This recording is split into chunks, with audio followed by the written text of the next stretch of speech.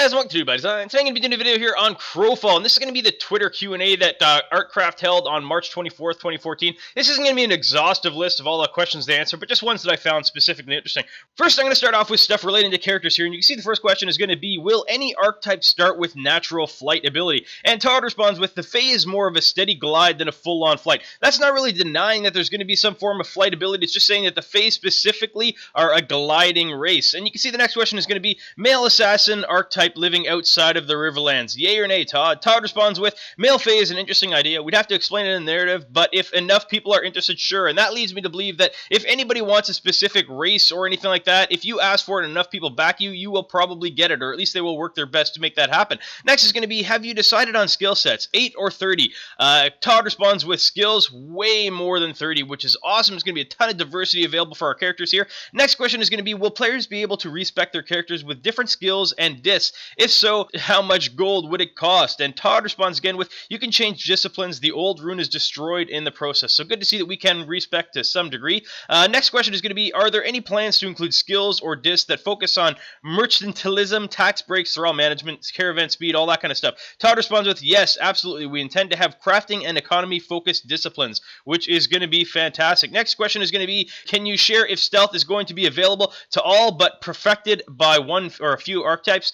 Discipline add-on. Todd responds with, all no, but some archetypes and disciplines, yes. Next question is going to be, Red, about less focus on heal mechanics. Any plans for temp heal, buff, shield type skills? All of those are available from support classes, just no fire hose type healers. So I'm guessing no instant huge amount of healing that you can do to multiple areas. Next question is going to be, so fishing, gathering profession in Crowfall or the greatest profession in Crowfall? Todd responds with, no traditional fishing. However, we do have a minigame to hunt crabs called Crab Shoot. I'm guessing he's being sarcastic there, but saying and confirming that there will be no traditional fishing style. Next question is going to be, are some archetypes restricted to their choice of loyalties to the gods? Forge Master lore, I won't mention the god by name. Todd responds with, the archetypes do not have any god or faction restrictions, which is great to hear. Next question is going to be, when a player dies, will they respawn completely naked or will they always have basic armor set on? Todd responds with, how much they lose depends on the rule set. Our naked still looks armored though, because naked is goofy.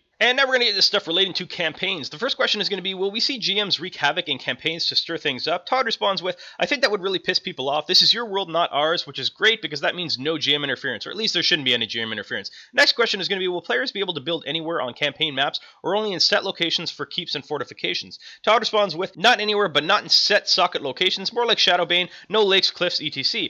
Next question is going to be, how do you win a free-for-all campaign? Any hints? Strict export rules means this is important to game economy. Todd responds with, it's not the Hunger Games, there are still guilds. Free-for-all just means that you can kill your other guildmates. The last question in the campaign area is going to be, will it be possible for a small guild to survive as a bandit band without holding down a POL in the campaign? Todd responds with, in some campaigns yes, in others no, depends on the rules and strengths of that group. And now we're going to go ahead and get into stuff relating to guilds. The first question is going to be, what is the stance on thievery, trickery, betrayal, etc.? Can we infiltrate a guild, rise in the ranks, and steal all the resources? Todd responds with, ask Eldrith about that, it's all part of the game, which is kind of concerning, but very, very Game of Thrones-like of this game.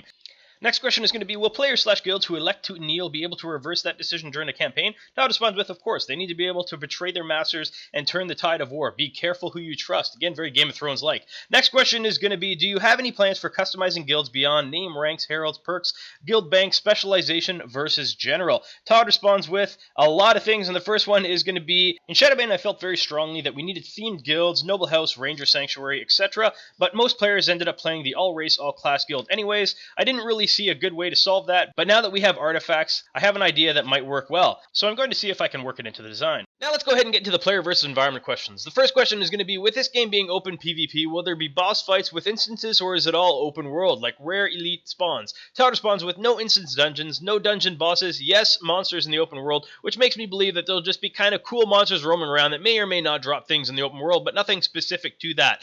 Next question is going to be, will there be any type of player versus environment rating? I'm definitely down to try PvP, but PvE is usually my thing. Todd responds with, PvE yes, instance dungeons, dungeon raids no. And now we're going to get into questions related to Alpha. First question is going to be, any chance pre-Alpha will be expanded a bit, or was it your original intent to only have the 20-ish diamond plus backers initially? Gordon responds with, pre-Alpha is very, very early testing, and we don't need a lot of people for it. We may sell access to this later. Another similar question posted was, will there be any additional opportunities to purchase/win Alpha keys, or is it solely to Kickstarter backers? Gordon again responds with, we will sell bundles with them post Kickstarter and probably sell them individually at some point. Now let's get into the plans for communication. First question is going to be, has there been any consideration for proximity voice chat, or is Crowfall going to rely mostly on text communication? Todd responds with, text is the current plan. Next question is going to be, will players starting out in their own Eternal Kingdom alone have a general chat across to converse with other players across Eternal Kingdoms? Todd responds with, we are going to have a cross-world chat, yes. Which confirms for us, at least at this point, that any voice chat you plan on doing will be through second-party applications like TeamSpeak. And we're going to get into the final questions here. The first of those being, will crappy computers be able to run Crowfall to some degree? Todd's response, probably not. Next question, what is December 2016 supposed to be a date for? Todd's response, a release date for the core module. Next question, will there be one mega server or multiple servers, or a server per region, or multiple servers interconnected between? Todd's response, each campaign world and Eternal Kingdom is a separate world. Each of those worlds is seamless. Next question, are you guys planning on multiple styles of mounts? I know you guys have horses. What about large wolves and dragons? Todd's response, definitely we will have a lot of different mounts, but steering clear of flying mounts at least for now. Next question is, Bane Circles and Shadowbane help narrow down a time my city could be attacked/defended. Any similar mechanics in the plans? Todd responds with, yes, we're using similar siege mechanics, windows of protection and vulnerability, which is awesome because then we will not have to defend our cities 24/7. Next question is, I've seen a lot of questions about Ruby custom heraldry. Will an ace artist actually help draw/design or import it? Gordon responds with, just import and make sure it's not terribly offensive/violating somebody's property rights. Next question is going to be, will a Kickstarter building be upgraded to the next level of Kickstarter building or just a normal building? Gordon responds with, the only Kickstarter exclusive buildings are strongholds and you can upgrade them to their Kickstarter look eventually.